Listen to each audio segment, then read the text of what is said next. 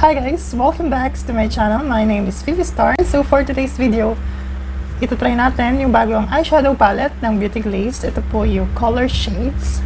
Ito yung color shades guys. So, binili ko siya sa Shopee. Actually, this is the second time ko siyang i-film dahil yung first time kong finilm siya, hindi ko nagustuhan yung aking eye makeup. Try natin ulit siyang gamitin for the second time around. Upon opening, meron siyang naka-shrink wrap siya. Tapos per pages, meron siyang nakalagay na plastics. And meron siyang yellow or golden something na page. And then purple pages, pinks, reds, ganon. Tapos ito naman yung green or lime shades or page.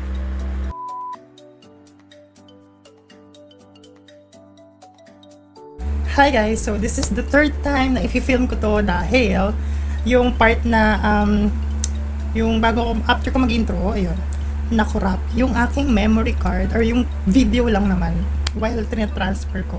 So pagka-transfer, ayun, nakurap na siya, hindi ko na siya retain and hindi ko siya ma-recover, ayun.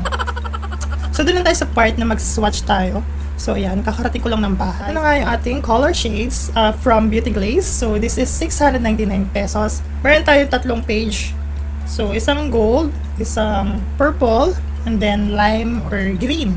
So, unahin natin i-swatch yung sa gold page. So, itong gold page ito, halo-halo siya guys. Meron siyang shimmer shade, matte shade, glitter. Ito siya, glitter to guys, si Topaz. Try natin siyang i-swatch. So, yan. Mukha ba akong pagod dyan? Wala akong makeup dyan, guys. Yan. Swatch natin itong si Dream. So, itong si Dream, ginamit ko siya as highlighter. So, yan siya, guys, si Dream. Next naman, itong glitter, si Topaz. Very creamy siya, guys, no? Creamy and buttery siya. Ayun, buhay na buhay. Press glitter siya, guys. Ayan. So, while pressing or while swatching, makapit naman siya guys. Kahit din na siguro gumamit ng blue glitter glue. Hindi ko alam yung term doon, pero ayun, makapit naman siya guys. And then, visible siya dyan sa camera, diba? Next is the matte shade naman, yung dilaw.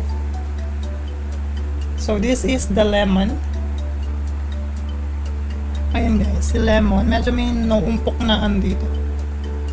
Na parang powder. Pero hindi siya masyadong powdery guys. As in, unlike dun sa Beauty Glazed na Gorgeous Me, may pagka-kickback yun guys eh. Ito, wala siya halos.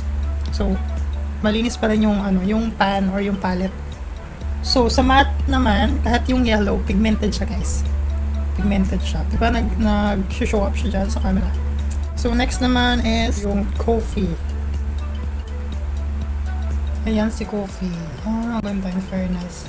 Fairness naman guys, maganda yung kanyang pigmentation.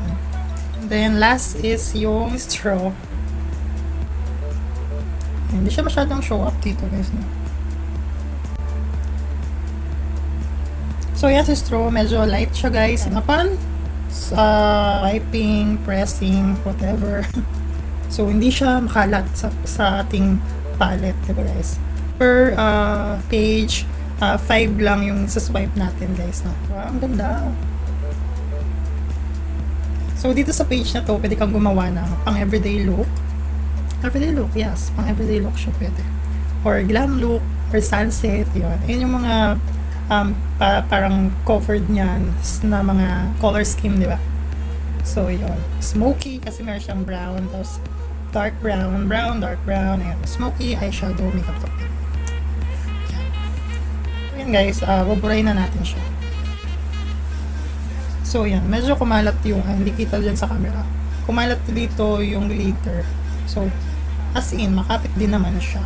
Pero yung kanyang stain, nawala yung stain niya guys. So next page na tayo guys, which is the purple one.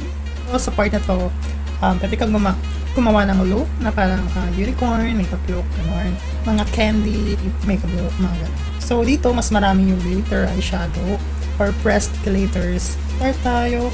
Ito, yung lahat ng glitter, pressed glitter, is-swipe ko siya. So, sa taas, si Moonstone. Oh my god. pigmented. Kasi foiled siya guys. Foiled na foiled. Yan, kita nyo guys. Oh. And konti lang naman yung natira dito guys. Oh. Talagang sumasama siya pagka i-press mo dun sa or sa surface na lalagyan mo or sa eyelid possible. This is si Princess. Ang ganda ni Princess. So ito is makeup, may pagka pink siya, unlike dito parang champagne gold siya, pero ito as in pink siya guys. Next naman, ito mas pink na pink, magenta yung kulay niya. Uy, promising to guys. Ito si Garnet. In fairness, yung press glitters niya is bongga, fabulous. The next two is matte shade, yung ating this is white. So I think bet ko tong si beige. Ayan guys, so, si beige hindi siya, di ba si kadalasan yung white na eyeshadow is medyo powdery. Ito hindi siya kumakalat sa pan. So yun. Then next is si black, kasi black yung pangalan niya. Si black magaspang siya, hindi siya smooth. Parang siyang uling, pero ganun yung kanyang yung kanyang texture. Si beige naman, as in smooth yung kanyang texture guys. In fairness naman, ito naman si black. Si black, hindi siya totally black. Parang siyang ash brown, ash gray, gano'n. Yan, siya ash gray siya guys. Hindi siya totally black. Unlike kay Gorgeous Me Tray, super black yung nandun sa kanya. So yan guys, ito yung purple page. Yan. Gusto ko yung yung mga pressed glitters niya guys. So first time ko kasi nga gumamit noon. Last page or the lime green page. So yan. Ito guys, pwede ka mag-create ng parang mermaid look, mermaid makeup look, ganun. Kasi meron siyang mga pressed glitters na green, which is ang name niya talaga is mermaid. Mermaid talaga yung pangalan. Tapos ito si Canary. Diba guys? Tapos ito diamond. Diamond yung pangalan niya.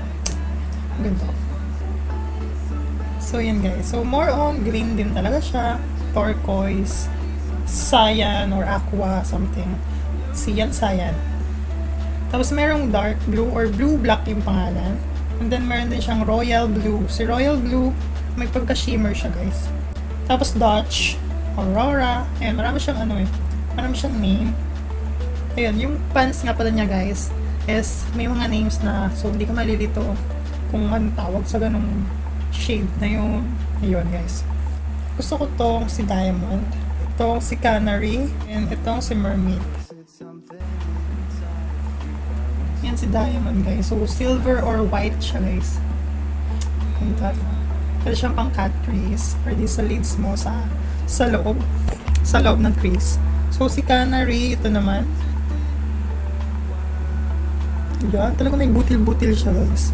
May butil-butil siya. Very first time talagang gumamit ng ganito or makakita. So si Canary, may pagka siya guys, yellow green na shimmer. Yun. Next is itong si Mermaid. Ay, ang ganda, foil na foil guys. Cover na cover. Tapos ayan guys, nagta-transfer naman siya halos lahat. Yan, konti lang naiwan dito guys. Nagta-transfer siya lahat. Konti lang yung naiiwan. So next is mga matte shade na yung ating Aces wipe. So curious ako kay Olive. Si Olive, gusto ko makita si Olive. Yan, parang matcha. Matte shade. So parang siyang matcha, no? Yummy. Next is itong Ocean. The first naman, pinong-pino yung niya, powder niya. And then pigmented talaga siya. So yun guys, yun yung mga wrist swatches natin noong color shades ng Beauty Glazed. Let's jump into the verdict video guys. Hi guys, so I'm back with your beautiful newscaster. Hi guys, so ito yung ating final look sa ating color shades ng Beauty Glazed. So hindi na masyadong bongga yung ating ginawa na eye makeup look, pero mahirap pa rin to. Titingnan natin kung fuck or fuck ba itong ating bagong new eyeshadow palette. Bago na ay new pa. Aray, ang kate. Ng ating final verdict. So, yan. Mag-start tayo sa packaging. So, sa packaging naman, shrink wrap siya, guys. Nung nabili ko. And then, plastic siya, guys. Per page, meron siyang plastic. So, acetate tayo yung tawag doon. So, parang siyang libro. Hindi siya pagkakamalang makeup. So, kung ikaw ay decent or discreet, ganon. So, yun. Katulad ko, sa bahay, sa kwarto lang ako nagme-makeup. So, in case na maiwan ko to sa lamesa, kahit wala ako, is hindi na pagkakamalang wag lang bubuksan. Kasi hindi naman ako curious yun. Kasi, ay, libro lang yan, ganon. So, hindi naman ako curious yung tatay ko. Ganon. Para sa akin, ganon. So, mapagkakamala mo siyang Webster Dictionary or something. Minsan, kala ko nga, parang Bible, di ba? Parang siyang Bible. Pero, don't get me wrong, guys. So, yun lang naman. Parang siyang Bible. Basta libro. Parang siyang libro. Ganon. So, dapat nga ang pangalan nito is Color Book, no? Color Book. What do you think, mga ka-deep truth? Color Book ng Beauty Glazed, no? Ba't kaya color shades? So, ayun. Sa likod, meron naman siyang ingredients, directions for use, warning. Meron din siyang warning.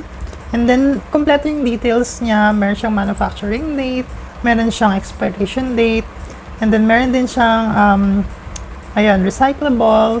And then, cruelty-free siya, guys. So, hinahanap ko kasi yung sign or yung logo ng cruelty-free. Pero, nakasulat lang pala sa kanila. Dito, under ng barcode. So, ayun, guys. Kompleto, yung kanilang details. Address, yung product license, net weight. So, net weight nito, guys. So, per pan, 1.8 grams. So, times 72, ilan yun? Char. Bet ko yung niya, innovation. Innovation ba yun? Parang gano'n. Next level siya. Hindi siya yung ordinaryong mga eyeshadow palette, gano'n. So, innovative yung ating, beauty glaze. Kung may scent siya, actually, wala siyang amoy. So, yun. Sa scent, wala siyang amoy. Mga shades dito, guys, is halo-halo.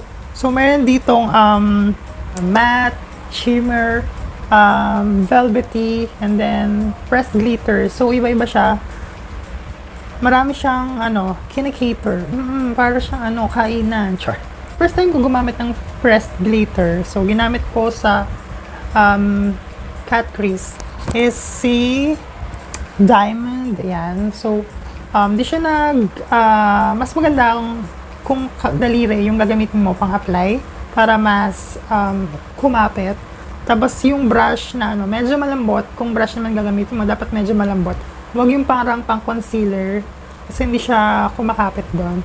Concealer brush, binasa ko siya. Parang hindi siya kumapit talaga. So, ang naging effective sa pag-apply is yung malambot na brush pagka gagamitin mo yung pressed glitters. Mga matte shade naman, guys. Pigmented siya, guys. And then shimmer shade din, pigmented din, guys. Tapos, yes, buildable siya, guys. Pansin ko dito, guys, buildable nga siya. So, once na nagpatong ako and then nagpatong ulit, hindi nasisira or hindi natatanggal or nababakbak yung first layer ng eyeshadow na in-apply ko. So, yun. Pagdating doon, buildable siya. And then, hindi siya nagpa-patch sa akin. Mas better siya sa kung meron kang gagamitin na concealer or primer sa mata mo bago siya i-apply para yung opacity, saturation niya is okay siya para may payoff siya, guys. Mas maganda kung ganon. So, trinay ko na kasi siya ng walang primer or kaya concealer sa una kong film. So, hindi siya maganda. So, mas maganda kung lalagyan mo nga ng concealer.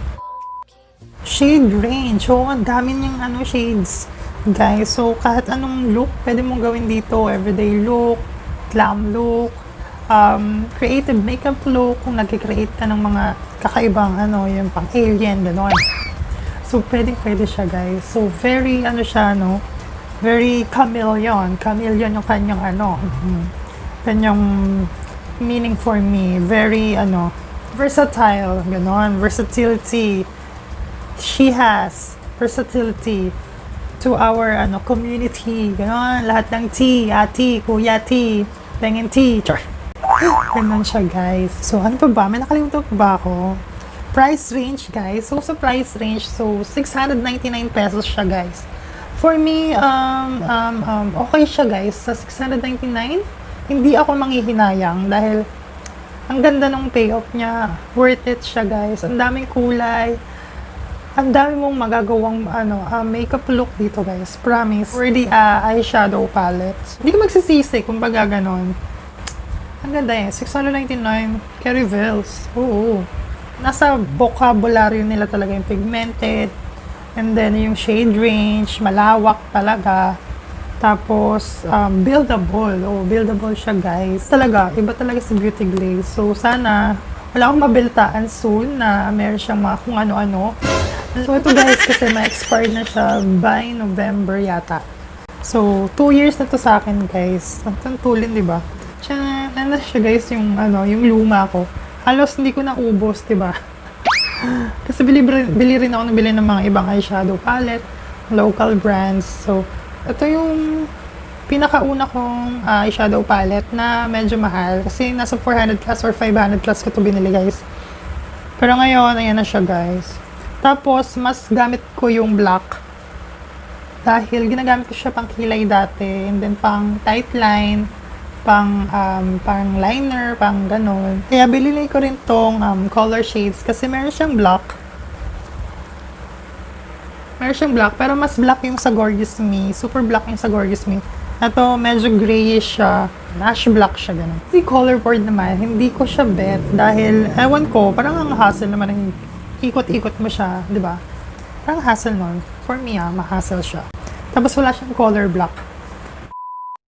So, yun guys, obviously, fact naman tong ating bagong color shades na pressed powder eyeshadow ng Beauty Glaze. So, yun guys, kung gusto niyo bumili or kung nagustuhan niyo yung video na to, yung review ko na to, please like and share. And then, kung gusto niyo bumili or mag-avail, lalagay ko sa description box below yung kanilang link or yung shop sa Shopee kung saan ko siya binili. So, kung bibili niyo siya, please tag niyo naman ako sa aking Instagram, Fifi_star.